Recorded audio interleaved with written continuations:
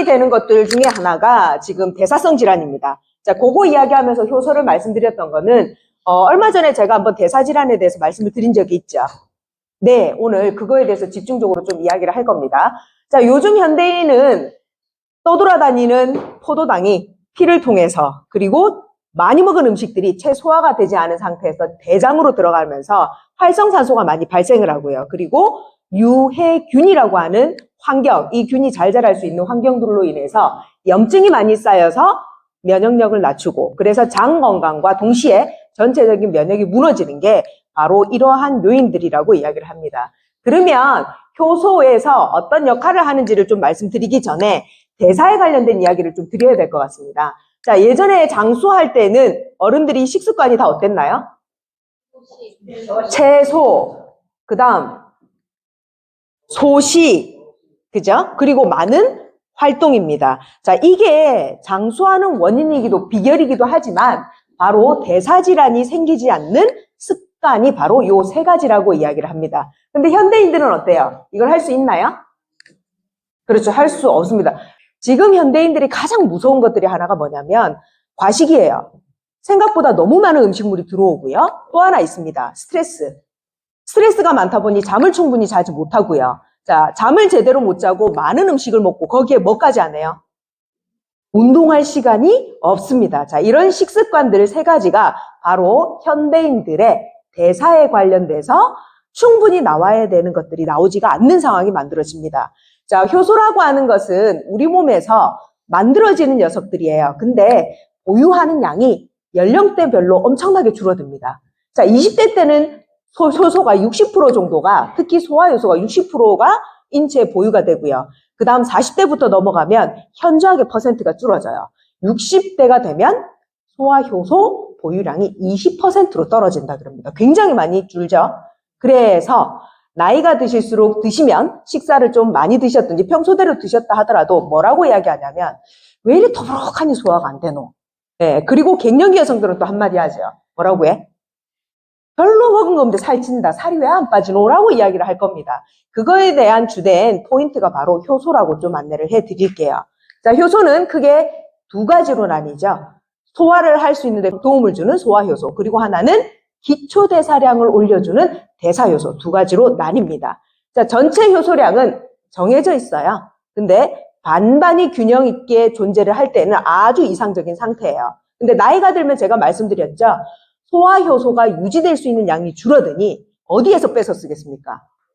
대사효소가 소화효소로 싹하니 딸려 들어가요. 그러면 대사로 쓸 수 있는 효소량은 어때요? 줄어요. 이래서 먹은 게 별로 없는데 살이 찐다라고 이야기를 합니다.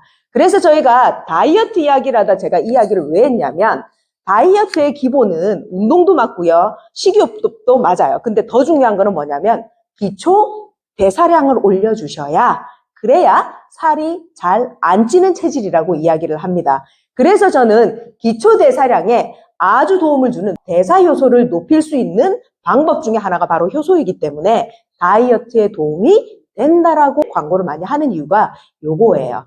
직접적인 요인이 아니고요.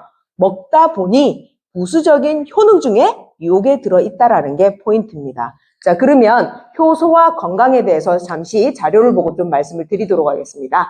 자, 나이가 들면서 소화력이 낮아지는 이유, 소화효소의 감소 때문에, 그리고 뭐 말이 좀 어렵죠? 리파제 트립신이 감소되면 고기나 지방에 관련된 게 분해가 잘 안 돼요. 자, 그리고 만성질환자의 효소, 비타민, 미네랄을 결핍, 이런 것들이 문제가 된다라고 하죠. 자, 그리고 제일 많이, 저는 개인적으로 이건 것 같습니다. 은수님만 그런 게 아니고 대다수 남성 사업자만 그런 게 아니고 요즘에 잦은 음주, 예, 여기에서 술 드실 수 있는 분 좀 계시지? 자, 저녁마다 한 잔씩 한다, 손. 몇 사람 안 됩니까? 제가 알기로는 몇 분 계시는데, 오투님. 내가 뭐 일어서도 부족할 양반이 지금 앉아있으니까 참 어이가 없네. 자, 저분이 처음에 들어오실 때 저 모습 아니었거든요. 그때도 매일 술을 드셨어요. 근데 뭘 하셨냐면 활동량이 많으셨어요. 그러니까 소비가 됐겠죠. 지금은 이 사업을 원래대로 돌아오라고요? 이쪽으로 돌아오라고? 예. 지금은 매니스를 너무나 열심히 하시는 바람에 활동량이 너무나 줄어들었어요. 원래 먹던 대로 먹었으나 예, 활동량이 줄다 보니 배가 장난 아닙니다. 지금 한 임신 7개월? 예, 내일 모레 곧 출산을 앞둔 분이 바로 오투이십니다. 아마 지금은 가면 갈수록 배가 홀쭉해져야 되는데 더 뚱뚱해질까봐 살짝 걱정입니다. 저분이 가장 먼저 챙겨야 되는 게 뭐라고 해? 효소입니다. 자, 술만 드시는 게 아니라 뭐 드세요? 오투님. 예, 거의 다 고기, 치킨은 잘 안 드시더라. 그죠? 나름 안주의 선택 기준은 굉장히 까다로우세요. 맛없는 거 절대 안 드시고요.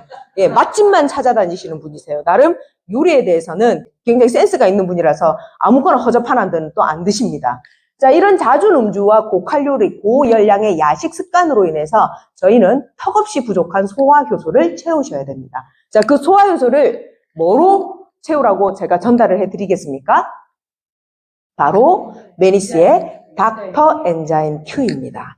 자, 내 몸의 일꾼 효소, 닥터 엔자임 Q. 엔자임 자체가 효소라고 하는 영어 단어예요. 그렇게 보시면 되고요. 자, 나이별로 감소되는 양 아까 말씀을 드렸고요. 메니스의 닥터 엔자임 Q는 어떻게 구성되어 있는데 제품 안에 있는 구성 성분들을 한번 볼게요. 대부분 곡물입니다. 팥, 곡류, 과실, 과채류, 두류, 해조류를 발효라는 과정을 거쳐서 어쨌든 저희가 섭취를 했을 때 몸에서 최대한 빨리 이용이 될 수 있는 형태로 분자라든지 크기를 작게 만들어 놓은 게 바로 발효 과정을 거쳤다라고 말씀을 좀 드리겠습니다. 혹은 팥 음료들을 많이 먹는 이유가 붓기를 많이 뺄 수 있는 효과가 있다 그러죠. 그것뿐만 아니고 미네랄 8종, 그리고 비타민 12종, 그리고 19가지의 혼합 유산균까지 들어 있습니다. 그러면 저희는 들어온 엄청난 양의 많은 음식들을 이 효소를 통해서 부족한 부분들을 충분히 활용을 해서 음식물이 최대한 세포가 먹을 수 있는 형태로 분해를 다 하고요. 자, 이 분해를 다 한 녀석들은 소장에서 흡수가 다 되고요. 나머지만 어디에서? 찌꺼기로 대장으로 나가게 됩니다. 그래서 제가 효소라고 하는 메니스의 탁월한 제품이 있기 때문에 오늘 조금 안내를 해드리고요.